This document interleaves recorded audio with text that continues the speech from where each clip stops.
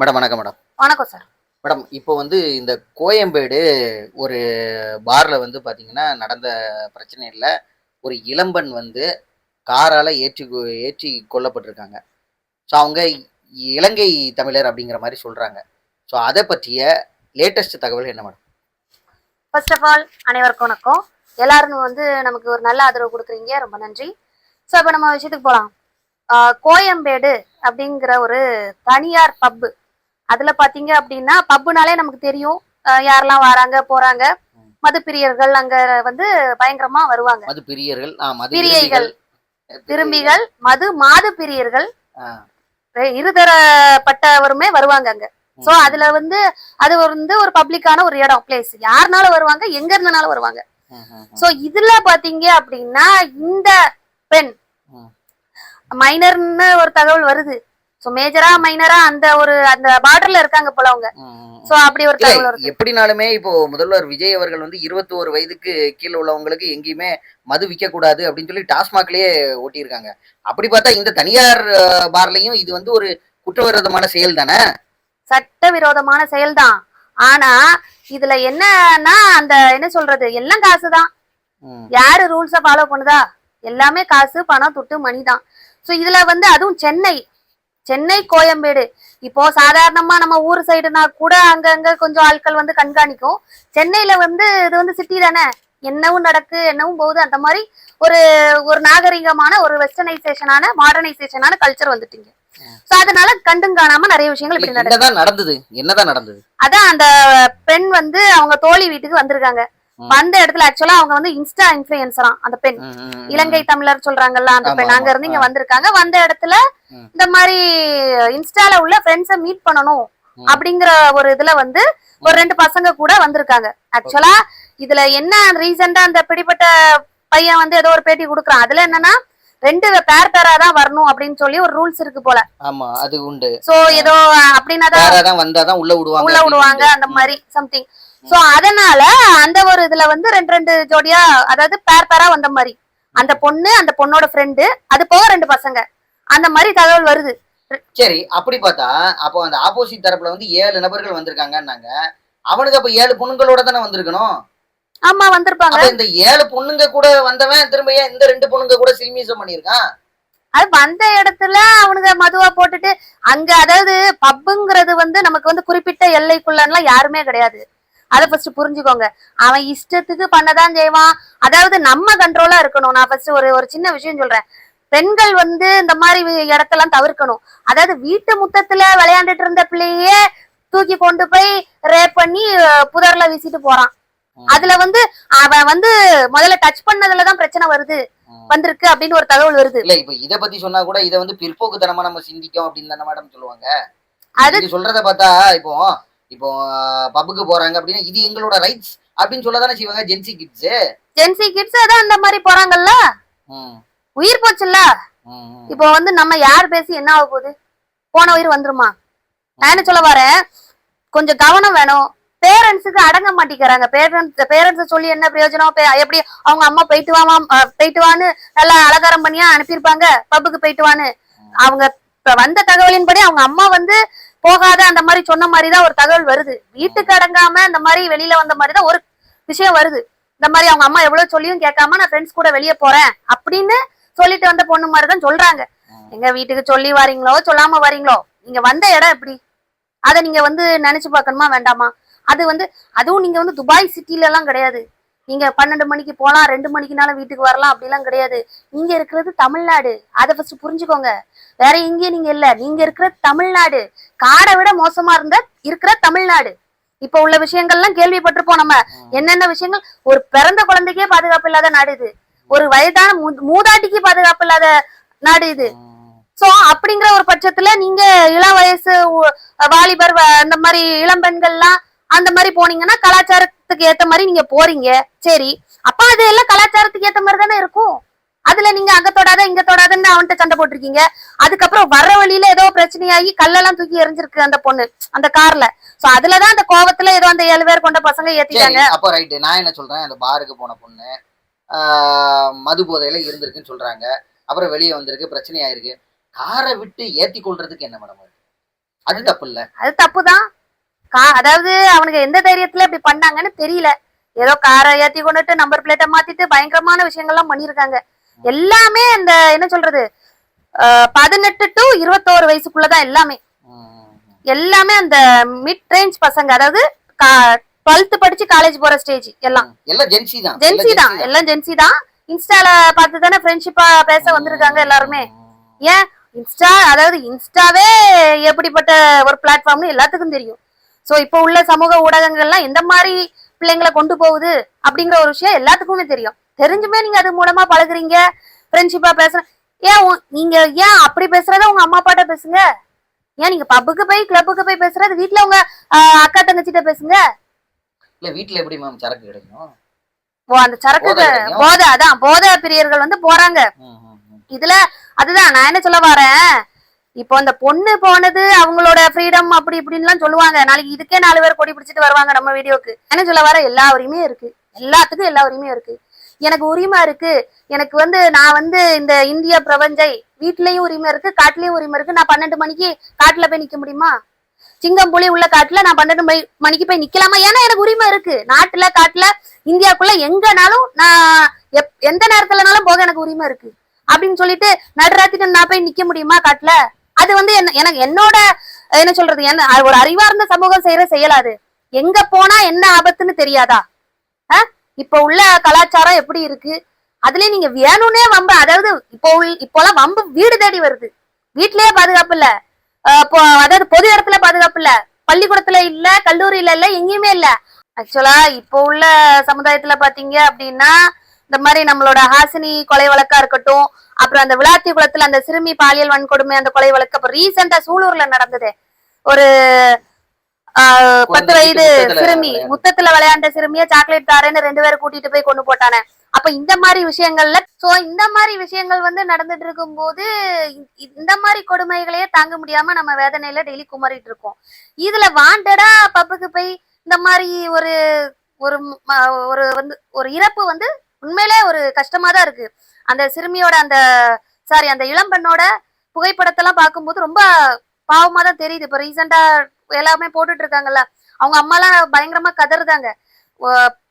அவங்களோட பொண்ணு வந்து இந்த மாதிரி ஒரு நிலைமை வரும்போது எல்லா அம்மாவுக்கும் அது வந்து ஒரு கஷ்டமான ஒரு விஷயம்தான். ஆனா என்ன இதுல வந்து கொஞ்சம் அந்த வாலிப பெண் வந்து கொஞ்சம் யோசிச்சிருக்கணும். தேவையில்லாத விஷயங்கள்ல போறோமோ அப்படிங்கிற ஒரு விஷயம் வந்து எல்லா பெண்களுக்கும் மனசுல வந்து ஒரு இது வேணும். நம்ம எங்க போறோம், நமக்கு எதுவும் ஆச்சுன்னா யாருக்கு என்ன பண்ண முடியும், யாரு பதில் சொல்ல முடியும்? பெற்றோருக்கு யாருமே முடியாது. இப்ப இதுல யாரு ரெஸ்பான்சிபிள்? அந்த மாணவி தான் ரெஸ்பான்சிபிள். இல்ல மேடம், இப்போ இன்னைக்கு உள்ள தலைமுறையை பொறுத்தளவுல அவங்க அடுத்தடுத்த லெவலுக்கு போயிட்டு இருக்காங்க. இப்போ உதாரணத்துக்கு வந்து பெங்களூர், உங்களுக்கு தெரியாது இல்ல, பெங்களூர்ல என்ன மாதிரி கலாச்சாரம் இருக்குன்னு நம்ம எல்லாருக்குமே தெரியும். அவங்க இன்னும் அடுத்த கட்டத்துக்கே போயிட்டாங்க. இன்னும் பார்ட்டி என்ன பப் என்ன பயங்கரமா போய்கிட்டு தான் இருக்கு. அதே கலாச்சாரம் வந்து இப்ப சென்னையிலேயே வந்து நம்ம அதுல இன்வால்வ் ஆகல, போகல, வரல, வைக்கல அப்படிங்கிறதுக்காக அது இல்லைன்னு நம்மளால சொல்ல முடியாது. இன்னைக்கு நுங்கம்பாக்கமா இருக்கட்டும், அடையாரா இருக்கட்டும், பெசன் நகரா இருக்கட்டும், இங்கேயா இருக்கட்டும், டி நகரா இருக்கட்டும், எல்லா இடத்துலயுமே பாத்தீங்கன்னா பப்ஸ் வந்து அவ்வளவு கோலோச்சிக்கிட்டு இருக்காங்க சென்னை மாநகரை பொறுத்தளவுல. ஆனா இதுல ஒரு ரெகுலேஷன்ஸ் கொண்டு வரணுமா வேண்டாமா மேடம்? கண்டிப்பா கண்டிப்பா சார். என்னன்னு பாத்தீங்க அப்படின்னா 21 வயசுக்கு கீழே உள்ளவங்களை வந்து விடக்கூடாது. ஆக்சுவலா இப்போ ரீசெண்டா அந்த வழக்கெல்லாம் நிறைய பேர் போட்டிருந்தாங்க. நம்மளோட வழக்கறிஞர் உயர் நீதிமன்றத்துல இருந்தெல்லாம் வழக்கறிஞர்கள் வந்து பொதுநல வழக்கு நிறைய போட்டிருக்காங்க. போட்டு அதுல வந்து ஆர்டர் எல்லாம் வாங்கி தான் வச்சிருக்காங்க. ஆனாலும் இந்த மாதிரி விஷயங்கள் வந்து நடக்குது நம்மளோட சொசைட்டில. இதுல என்ன ஒரு பெரிய விஷயம்னா, இப்போ இதுல ரீசெண்டா ஒரு ஏதோ கொடி வேற அந்த கார்ல கட்டியிருக்காங்க. அது வேற ஒரு சர்ச்சை. இல்ல இன்னொரு விஷயம் என்னன்னா, திமுக ஏதோ சொல்லலாம், இருந்தாலும் பிரச்சனை, இல்லைனாலும் பிரச்சனை மாதிரி. திமுக இருக்கும் போதும் பிரச்சனை, அவனை போட்டு அடின்னு அடிச்சாங்க. இப்ப இல்ல, ஆட்சியிலேயே இல்ல, இருந்தாலும் இப்ப திமுக கையை கட்டிட்டு நிக்கிற மாதிரி இருக்கு. இதுக்கு அதுதான், அதாவது ஆக்சுவலா இப்ப வந்து இப்போ கார்ல வந்து கட்சி கொடி வந்து எல்லாருமே கட்டுறாங்க. கட்சியில இருக்கிறவன், இல்லாதவன், சந்தில கிடக்குறவன், பொந்துல கிடக்குறவன் எல்லாரும் கெட்டுதான். அதாவது இத வந்து ஒரு ப்ராப்பரா ஒரு ரெகுலேஷன்ஸ்க்கு கொண்டு வரணும் நம்மளோட முதல்வர் அவர்கள், விஜயன் அவர்கள். எப்படின்னு பாத்தீங்க அப்படின்னா, இந்த மாதிரி நிறைய தப்புகள் நடக்குது. அதுல வந்து அந்த கட்சி தான் பாதிக்குது. இவன் பாட்டுக்கு ஒரு கோடியை கட்டி விட்டுட்டு போயிருதான், ஒரு கர்ச்சிப்பு மாதிரி எடுத்து வச்சு கட்டிடுதான். கடைசியில அந்த கார்ல போன நபர் என்ன பிரச்சனை பண்ணாலும் அந்த கட்சி தான் பின்னாடி இருக்கும் அப்படிங்கிற ஒரு சந்தேகம் வந்து மக்கள் பார்வைக்கு, காவல்துறையினர் பார்வைக்கு எல்லாம் வருது. அது வந்து அந்த மாதிரி சந்தேகப்படுறது தப்பு கிடையாது. ஆனா எதுனாலும் ஒரு தீவிர விசாரணைக்கு உட்படுத்திட்டு மக்களுக்கு தெரியப்படுத்தணும். தேவையில்லாம மத்த கட்சிகளை இழுக்க கூடாதுன்னு சொல்ல வர. அது வந்து எந்த கட்சியா இருந்தாலும் சரிதான். திமுகவா இருந்தாலும் வந்து பாத்தீங்கன்னா அந்த நிர்வாகி வந்து முக்குளத்தூர் புலிப்படையில உள்ளவரோட காரு அப்படிங்கிற மாதிரி சொல்றாங்க. ஆனா அவர் வந்து திமுக கூட்டணி ஆட்சியில இருக்கிறதுனால திமுக கொடியை கட்டிட்டாங்க அப்படிங்கிற மாதிரி சொல்றாங்க. இது எந்த அளவுக்கு உண்மைன்னு தெரியல. இது ஒரு ரூமர் தான். ஆனா தொலைக்காட்சியில இதை வந்து ஒளிபரப்புறாங்க. அதை வச்சு சொல்றேன். ஆக்சுவலா இப்போ பாத்தீங்க அப்படின்னா, இப்போ மக்களோட பார்வைக்கு நல்ல பெரிய பெரிய கட்சிகள் கொடியை தான் கெட்ட விரும்புறாங்க. திமுக, அதிமுக, அப்புறம் நாம் தமிழர், அப்புறம் டிவிகே, இந்த 4 கட்சி கொடி தான் பயங்கரமா இப்போ வந்து வளம் வருது நம்மளோட தமிழ்நாடு ஃபுல்லா. இதுல பாத்தீங்க அப்படின்னா இப்போ நம்மளும் இப்போ நாம் தமிழர்ல எல்லாம் இருக்கோம் மாநில பொறுப்புல. இப்போ நம்ம என்ன, நமக்கு அந்த 3 கார் இருக்கு, ஃபார்ச்சுனர், ஸ்விஃப்ட், சிட்டி எல்லாம் இருக்கு. எந்த கார்லயுமே நம்ம கொடி கட்டினது கிடையாது. ஏன்னா நமக்கு தேவையில்லை. அந்த வீண் விளம்பரம், வெட்டி விளம்பரம் நமக்கு தேவையில்லை. நம்ம அந்த கட்சியில மாநில பொறுப்புல இருக்கோம். அது வந்து எல்லாத்துக்குமே தெரியும். அந்த கட்சியில உள்ளவங்களுக்கு தெரிஞ்சா போதும்ல. நம்ம வந்து எல்லாருக்கிட்டையும் பரப்பிட்டாலேன்னு என்ன இருக்கு? அது மட்டும் இல்ல, நம்ம வந்து ஒரு வழக்கறிஞர். தேவையில்லாம அந்த மாதிரி கொடி கட்டுற ஒரு பழக்கம் எல்லாம் நமக்கு கிடையாது. நம்மளோட சிம்பிள் போட்டிருக்கோம் கார்ல, அந்த 3 கார்லயும் நம்மளோட சிம்பிள், வழக்கறிஞர் சிம்பிள் போட்டிருக்கோம். இதுல என்ன ஒரு பெரிய விஷயம்னா, நிறைய பேரு அது கூட வழக்கறிஞர் அப்பந்தான் அட்மிஷன் போட்டிருக்காங்க. நிறைய பேர் கார்ல ஸ்டிக்கர் ஓட்டிருக்காங்க. இல்ல அவங்க கிடையாது, அவங்க குடும்பத்துல யாராவது இருப்பாங்க. அந்த மாதிரி விஷயங்கள்லாம் நிறைய போலி ஸ்டிக்கர், அதாவது போலி வழக்கறிஞர் ஸ்டிக்கர் வந்து நடமாடுது. அதை வந்து காவல்துறை கண்காணிக்கணும். எல்லா காரையும் செக் பண்ணணும். செக் பண்ணி உண்மையிலேயே அவங்க முடிச்சிருக்காங்களா, உண்மையிலே அவங்க பிராக்டிஸ்ல இருக்காங்களா, அவங்க ஐடி கார்டை செக் பண்ணணும். புரியுதா? அந்த மாதிரி கட்சி கொடிகளையும் சொல்றேன். இப்ப ஒரு கார்ல ஒரு கட்சி கொடி கட்டி வருதுன்னா அந்த காரோட உரிமையாளர் யாரு, அவர் கட்சியில என்ன பொறுப்புல இருக்காரு, என்ன உறுப்பினரா இருக்காரு, உண்மையில அந்த கட்சியில உறுப்பினரா இருக்காரா இல்லையா, அதை வந்து காவல்துறை செக் பண்ணணும்னு சொல்றேன். ஏன்னா இந்த மாதிரி நிறைய அசம்பாவிதங்கள் வந்து அந்த கட்சி பேக்ரவுண்ட் வச்சு நடக்குதுல்ல. அது வந்து கட்சிக்கு என்னைக்குமே வந்து அது வந்து ஒரு பின்னடைவு தானே. அது எந்த கட்சியா இருந்தாலும் சரிதான். நாம் தமிழரா இருந்தாலும் சரிதான், அது டிவிகேவா இருந்தாலும் சரிதான், திமுகவா இருந்தாலும் சரிதான், அதிமுகவா இருந்தாலும் சரிதான். அந்த கட்சியோட பேரை அவப்படுத்துற மாதிரி இந்த மாதிரி கொடிகள் எல்லாம் வச்சுக்கிட்டு அப்ப நம்ம அந்த கட்சியில இருக்கோம், என்னன்னாலும் பண்ணலாம் அப்படின்னு என்ன அராஜகமா என்ன? அது தப்பு இல்ல, அது தவறான விஷயம் இல்ல. அதாவது நம்மளால பொதுமக்களுக்கு எந்த ஒரு பாதிப்பும் இருக்காது. அது நீங்க எந்த கொம்பனா இருந்தாலும் உங்களால மக்களுக்கு எந்த ஒரு பாதிப்பும் வரக்கூடாது. அதுதான் ஒரு விஷயம். இதுல நான் கட்சி பொறுப்புல இருக்கேன், அதாவது ஏதோ சொல்லுவாங்கல்ல, கட்சியில பொறுப்புல இருக்கவங்க கூட அந்த அளவு ஆடமாட்டாங்க. இந்த அல்லக்கைன்னு உள்ளக்கையில அலையும்ல, அதுக்குதான் கொடியை கட்டிட்டு ஊன்னு ஆடுறது, இந்த மாதிரி காரை அங்கங்க கொடுத்து விடுறது, அதெல்லாம் தேவையில்லாத விஷயம். சோ இந்த வெட்டி விளம்பரம் எல்லாம் தேவையில்லைன்னு சொல்றேன். அது மட்டும் இல்ல, நீங்க உண்மையிலே உறுப்பினரா இருந்தா கட்டுங்க, அது வந்து பிரச்சனை கிடையாது. அது ப்ராப்பரா உங்களுக்கு ஐடி கார்டு எல்லாம் இருக்குதுன்னா நீங்க வச்சுக்கோங்க, கட்டுங்க. அது உங்களோட உரிமை தான். அந்த கட்சியில நீங்க இருக்கீங்கன்னா பண்ணுங்க. ஆனா அந்த தேவையில்லாம கட்சியில உறுப்பினராவே இல்ல அப்படிங்கிற ஒரு பட்சத்துல சும்மா ஒரு பேருக்காண்டி அப்பந்தான் காவல்துறை வந்து நம்மள வந்து செக் பண்ணாம விடுவாங்க. செக் போஸ்ட்ல எந்த ஒரு செக்கிங்கும் நடக்காது. அப்படி எல்லாம் இருந்தீங்கன்னா காவல்துறை வந்து இதுக்கு ஒரு முற்றுப்புள்ளி வைக்கணும். எல்லா காரையும் செக் பண்ணுங்க. கட்சிக்காரன் இருக்கான் இல்ல எல்லா காரையும் செக் பண்ணி விடுங்க. அது என்ன அப்படி அவங்களுக்கு மட்டும் என்ன ஒரு பிரிவிலேஜ் கிடைக்குது? சோ அதுதான் சொல்றேன், எல்லாருமே சட்டத்துக்கு வந்து பொதுதான், சமம் தான். அதனால எல்லா காரையுமே நீங்க செக் பண்ணி தான் விடணும். தேவையில்லாம இந்த வழக்கறிஞர் ஸ்டிக்கரு, அப்புறம் இந்த கட்சி கொடி, இதெல்லாம் கொஞ்சம் கண்காணிக்கணும்னு சொல்ல வரேன் மேடம். அதுவும் இல்லாம இப்போ வந்து அந்த அந்த சம்பவத்துல பாதிக்கப்பட்ட ஒரு பையன் வந்து பேட்டி கொடுத்துருக்கான். அவங்க வந்து ஸ்கூட்டில 4 பேர் போனாங்க. இப்போ 4 பேர் போய்கிட்டு இருந்தோம், என்னை ஃபர்ஸ்ட் இடிச்சாங்க, அதுக்கப்புறம் 2வது வந்து இடிச்சதுல தான் நாங்க வந்து அந்த பொண்ணு வந்து தூக்கி எறியப்பட்டு மரணம் அடைஞ்சிட்டா அப்படிங்கிற மாதிரிலாம் சொல்றாங்க. ஸோ அதை பற்றிய தகவல் என்ன மேடம்? அது என்ன மாதிரி நடந்திருக்கு அது சம்பவம்? ஆக்சுவலா என்ன பாத்தீங்க அப்படின்னா, 4 பேர் அப்படி போக கூடாது, அதுவே தப்பு. நான் என்ன சொல்ல வரேன், ஒருவேளை இவங்க ஏதோ பிரச்சனைகள் நடந்தனால ஸ்பீடா வண்டி எடுத்துட்டு போயிருக்காங்கன்னு வைங்களேன். ஆனாலுமே அந்த இடத்துல அந்த கார் வந்து ஃபாலோ பண்ணி போயிருக்காங்கள, ஏதோ சம்திங் நடந்திருக்குள்ள, இன்னும் அது வந்து ப்ராப்பரா வெளியே வரல. இப்ப அந்த பையன் கிட்ட கேட்ட தகவலின்படி என்ன வருதுன்னா, அந்த 7 பேர் கொண்ட கும்பல் இருக்குல்ல, அதுல வந்து இந்த பெண் கிட்ட தப்பா நடந்துக்க முயற்சி பண்ணாங்க. அதனாலதான் அந்த பெண் வந்து கோவப்பட்டு உடனே அங்க சண்டை போட்டுட்டு அங்க இருந்து நண்பர்களோட வெளிவந்த மாதிரி ஒரு தகவல் வருது. இதுல பாத்தீங்க அப்படின்னா அந்த கார் வந்து ஸ்பீடா போகுது இல்ல, காரும் துரத்திட்டு போயிருக்கு அந்த வண்டிய.